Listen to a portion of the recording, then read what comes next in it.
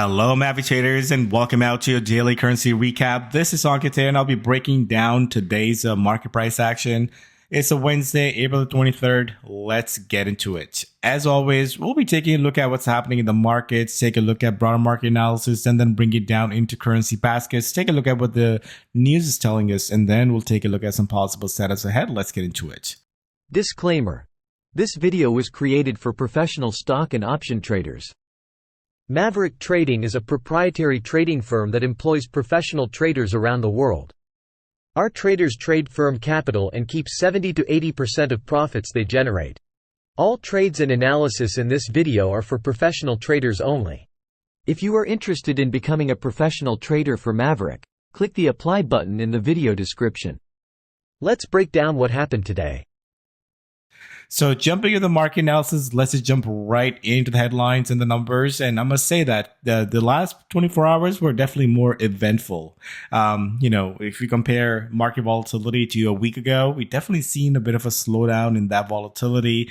But in the last 24 hours, we definitely saw more comments, more some of the headlines that really start to move the markets. It all started with last night or yesterday evening when Trump had some comments on not wanting to fire, Jerome Powell. And, you can see that there's definitely a bit of a spat going on between the Fed chair and the President Trump. So, that was a bit of a relief. So we saw a nice jump in the markets after hours.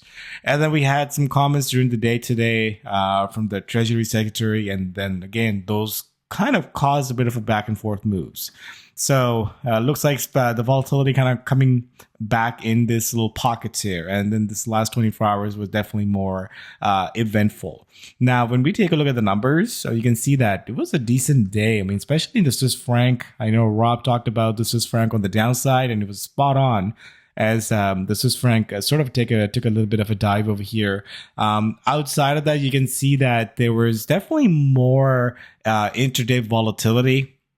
Now, if you take a look at the dollar, I mean, remember, dollar is it's been one of the weakest currency, especially in the last few weeks. I mean, a dramatic turn in the dollar, and it's on track of one of the biggest monthly loss actually since 2022. So just getting that bounce over here as markets taking a bit of a relief from some of the comments that caused a bit of a rally in the dollar. But just again, take a look at dollar, it looks so overstretched and oversold.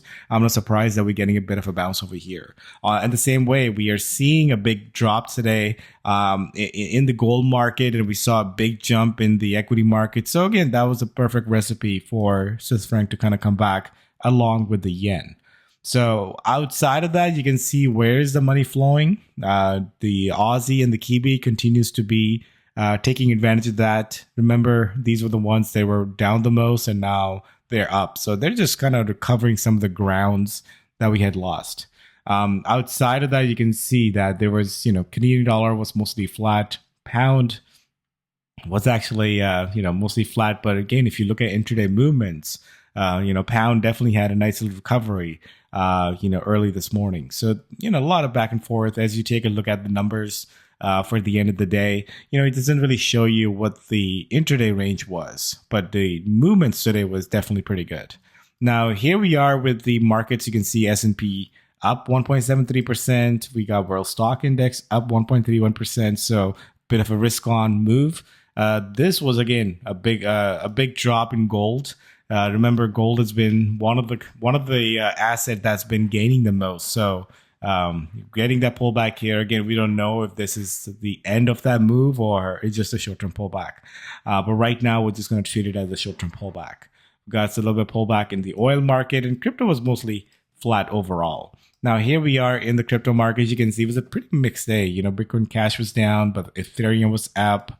Bitcoin was flat, but overall, I think Rob and I talked about how the crypto is actually doing a lot better, and especially if you take a look at what the gold is doing, it seems like as the rotation happens, I think the money's kind of flowing into the crypto here.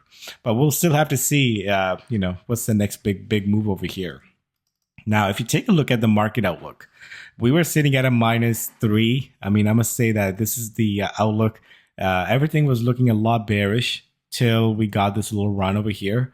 But again, we kind of failed right at that 20-day moving average. So in hindsight, if you take a look at it, as you follow that trend is still onto the downside. So if in a downtrend, the bear rallies get sold. In an uptrend, bull pullbacks got bought. That's just the way it goes. And then in between, you're going to have some reversals and maybe a change of the trend. But right now, I don't see a change of the trend as much. We are right at this 20-day moving average, but we're still below the 50, and we got the little downward trend line going here. So again, we'll see. We still have a couple more days to go and see how we end the week. But this is the resistance that we have over here that we're working with. This is a support we are working with. So, whichever way we break first, I probably will have a follow through. But, we can easily go range bound where it just goes back and forth within this range. Now, when we talk about some of the news events, we had some PMIs out of the euro, out of the pound, out of the US. You can see that these numbers were mixed more overall. The manufacturing PMI out of Germany was stronger, but the services were weak. So these numbers didn't really have a big impact. In the next 24 hours, just not a whole lot on the schedule. And then on Friday, we have the retail sales from UK and Canada. So I think this is the time where you just focus on the overall relative strength and weakness. Now, let's just jump into our currency analysis and let's take a look at things one by one. Do you want to be a professional trader? Maverick Currencies is the oldest US-based Forex and crypto prop trading company that will pay you for trading with our capital. Trade our capital and keep 70 to 80% of the profits. We are looking for traders just like you that are hardworking and motivated. Click the apply link on the top right of this video to see if you have what it takes. That link takes you to a 4-minute video that explains the trader position available, and you read a list of FAQs that answer pretty much all the basic questions you have at this point. After watching the video and reading the FAQs, if you're interested, fill out an application, then you'll watch the full-length recruiting video, and then schedule an interview with one of our traders. Are you our next trader? So let's just start with the US dollar, because, this is one of those currencies that was just a one-way sort of a street. It just kept moving down and down and down without really any meaningful sort of bear rallies you're going to short into. Now, here we are. On a 4-hour chart, you can see that we finally kind of, we kind of have this little rally here, but then, we are now getting a better score on the velocity. Now, on the daily chart still looks pretty ugly. We are in a downtrend, but again, for the shorter term, I think if you're just following that momentum, this momentum definitely got a little bit better here. So if you are kind of really, taking advantage of that dollar weakness, I think it's a good time to sort of step back. Maybe you can go sideways a little bit, but it's not really going to be falling apart the way it has been for the last few weeks. So I think for now, we need to sort of pivot on the dollar. So if we pivot on the dollar, now where will be the better short? Now, the yen, you can see that yen is right at the support area. If this breaks the support, I think then this could be a decent setups on all the yen crosses. So I'm paying close attention to this support area here. Now we go into the Swiss franc, and you can see this thing is also just testing the support over here as well. So, both Swiss franc and both the yen is sort of pulling back. Now, this is where I get the question, like, what about, if the market sort of sells off here? So let's just take a look at how the markets are kind of looking here. And I think those are the correlations when we pay attention to sometime will keep us out of a trade here. So you can see that this is a 4-hour chart in the markets. I think same thing, markets, if it breaks out, then we probably see a further sell-off in the yen and the Swiss franc. But right now, I think it's just better off to sort of take a look at where the relative strength and weakness is. A lot of days where, it just doesn't really follow a perfect sort of a correlation. Sometimes correlation is there and sometimes it's not. Today is a good example where, market did pull back, but then we didn't see a rally in the Swiss franc, and you didn't see a rally in the yen. And this is where it's very important to, focus on what's moving. Today's a good example. Look at dollar today. Dollar not only moved, but it had a very nice consistent move across the board. and it's still sitting at the highs of the day. So this is where again you know focus on what's moving. And right now, I do like the dollar here. The question is it going to have a follow through? And I think at this point, you know, I'd rather look for some pullbacks on basis to kind of go long into if there's a continuation. Now let's go into the other currencies here. So here's the euro. Remember, euro is also acting as a safe currency. Right now, euro is kind of going sideways.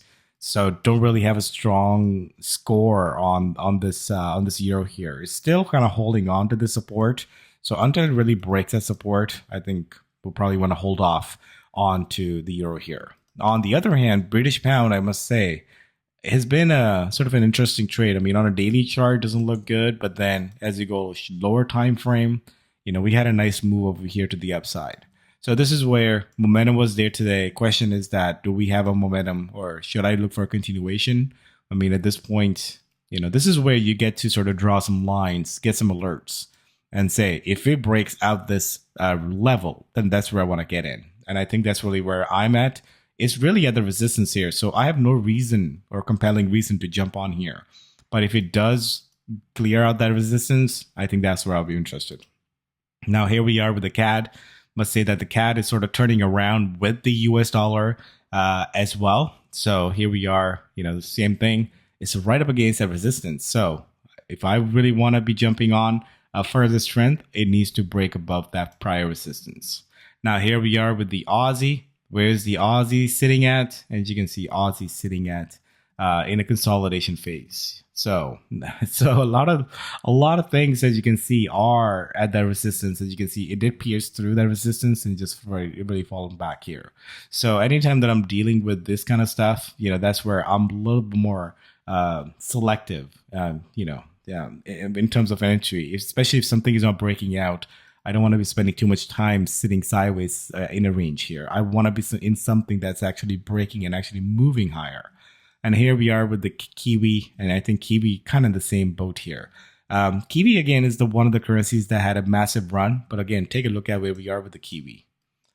Kiwi is, you know, hitting against a pretty key resistance here. So when you come to a daily chart, you know, I need to see a confirmed breakout above this. Now, when I go to a 4-hour chart, it just tells me that it's neither breaking out higher and it's neither breaking out lower. So this is where it's a bit more of a wash here, and I'm, you know, not really looking to pull the trigger on either direction until you really start to get a break a certain way. You know, so I think that's really where we are. We need that confirmation. We need that break in order for us to get excited for that the next sort of a trade. In the moving direction. So again, based on the velocity scores, you can see today we had decent velocity score in CAD, dollar, and even in the pound, and the weaker score were in the euro, Swiss franc, and the yen. So I think the question comes down to is continuity, especially, and this is where you get to look at the daily chart and see, does the 4-hour sort of lead us to a nice direction on a daily chart. So let's just jump into possible trades ahead and let's take a look at some setups. So looking at the possible setups ahead, let's just start with a couple of trades here. So, you know, with this turn of the dollar, you know, there's certainly some areas where we saw a nice little recovery. I mean, this is the dollar yen. You can see that it almost hit that support perfectly before bouncing higher. So it's right up against this level here. And for this, again, same idea. If this needs to continue moving higher, you can see that it's sitting at the highs of the day here. Need to get to the a level, or maybe get to a bit of a base or a pullback to kind of buy into. On the daily chart, you can see it's right up against that. So it could be a nice little breakout coming along on this trade here. The other one, I think we can take a look at, it's dollar Swiss franc, I think, because Swiss franc is another currency that was moving nicely. So we are with the dollar Swiss franc. As you can see that this thing is also like, you know, this thing has been treacherous. Like this has been a tough trade to kind of call for a bottom. And, you know, we're getting into this nice little move over here. Same thing, 4-hour chart sitting at the highs of the day. Looks decent. I just need to, you know, get the right entry point here. But I think the risk to reward kind of looks decent on some of these trades here as they're breaking out. Now we can also take a look at some of the other ones. So again, this is the dollar yen. We had the dollar Swiss franc. Let's just see how the euro dollar is looking at. you can see that this thing is right against the supporter here as well. So the big question really is, does the dollar continues? And if it does, I think there's some decent setups that we can get along. Outside of that, we can take a look at some of the yen crosses as well. And, what's the other currencies that are looking decent? Again, Kiwi yen. You can see that this thing is, again, coming right up against that resistance. As we look at the currency baskets, they're kind of going sideways here. So this is, again, understand that you need both currencies to be moving in order to get the best move. So right now, it looks like yen is the one that's on the move. So it doesn't matter which currency pair you look at, they all is going to have that move in the yen. I think CAD yen looks kind of interesting here because, outside of the dollar, outside of the yen and the Swiss franc, I think CAD is looking a little decent here. It just broke above this, moved above that 13 exponential moving average here. Same thing. This is a nice setup sitting at the highs today. Need to see some sort of a base and need some sort of a pullback to kind of get long into. All right, let's sum it up here. Again, focus on currency in play. I just want to emphasize a little bit on that because a lot of times I've noticed that traders get stuck on a certain technical setup or a certain currency. And, sometimes it has a move today, but it doesn't have a continuity the next day. So it's very important to kind of follow along and trade whatever is in play. Good example would be, dollar. Dollar was more in play today. Dollar was not a whole lot in play yesterday. So again, focus on things that are actually moving. And if some things are going sideways, again, it's just better to kind of, take a little break on that one. Establish support and resistance levels. Look for those previous levels to break out to give you that confirmation. If things are consolidating, even though it has a good trend score, I don't want to be jumping on the consolidation. We want to jump on when the breakouts are happening. And I think the Aussie is kind of the same boat along with the Kiwi. So next 24 hours, like I said, my focus is going to be for a sort of looking at continuity in the dollar currency pairs. It's good end of the day closing today, but I need to see a continuity. So look for signs for pullbacks, signs for bases to kind of get long into if there's a continuation pattern. And as always, keep an eye on broader markets. Keep an eye on the news because news is still it's still that what's moved the markets here. Well, thanks for joining here. See you the next session here. Happy trading.